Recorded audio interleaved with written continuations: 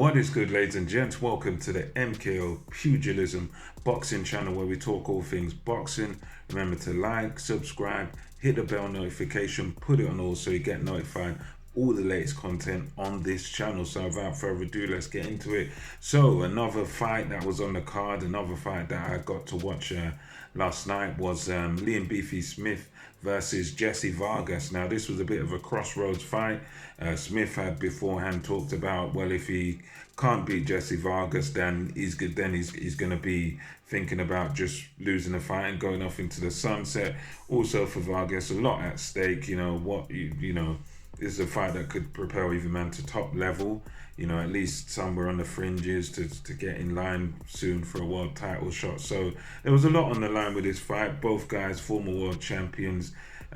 Beefy, Liam Smith, a bit the heavier guy and stuff, and he got the weight bang on. I think on the scales 154, Vargas 153 going into this. So this was another good fight on the Taylor Serrano undercard. It swung back and forth.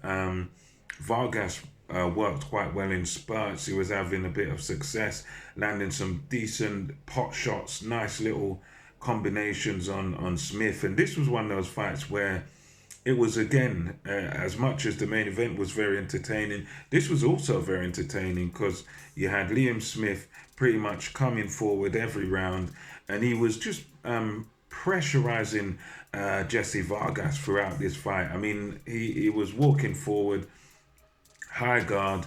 He was he worked well on Vargas because he kind of made Vargas gas and made Vargas tire out a bit by the way he boxes, because he's got this style, Smith, of sort of coming forward, high guard, he's in your face, he's there all the time, and it's like he forces you to work.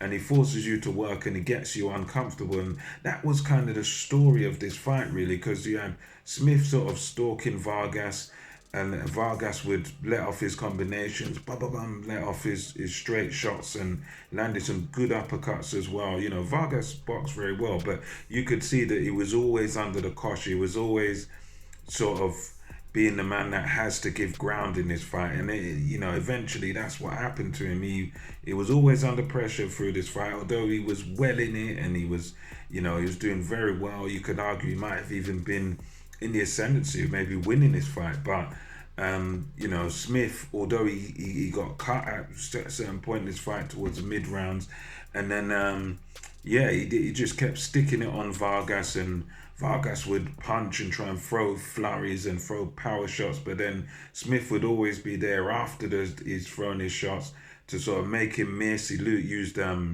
excellent head movement, did Liam Smith, so he was able to ride a lot of the shots, move his head, get out of the way of a lot of shots, and he caused Vargas to just keep wasting a lot of energy. And then eventually, championship rounds comes to 8th, 9th, and 10th round, it just becomes too much for Jessie Vargas. He'd been hurt various points in the fight, and then Smith just puts it on him, starts landing the shots on him. And the referee has to jump in and save Jessie Vargas in round 10.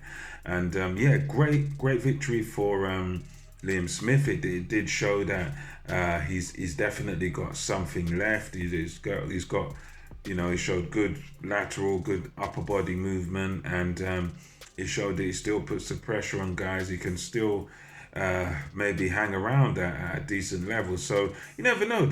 For Liam Smith, there might be another big fight out there, maybe challenge one of the champions. I mean, I'm not sure what his chances really are, but I think it's one of them where if I'm in his shoes, I think it's worth having a go, try and get with one of the governing bodies, challenge one of the champions, try and grab a belt. He was a world champion before, so who knows? Jessie Vargas, for him, it might be retirement, but again, we'll have to wait and see. But overall, guys, it was a good fight.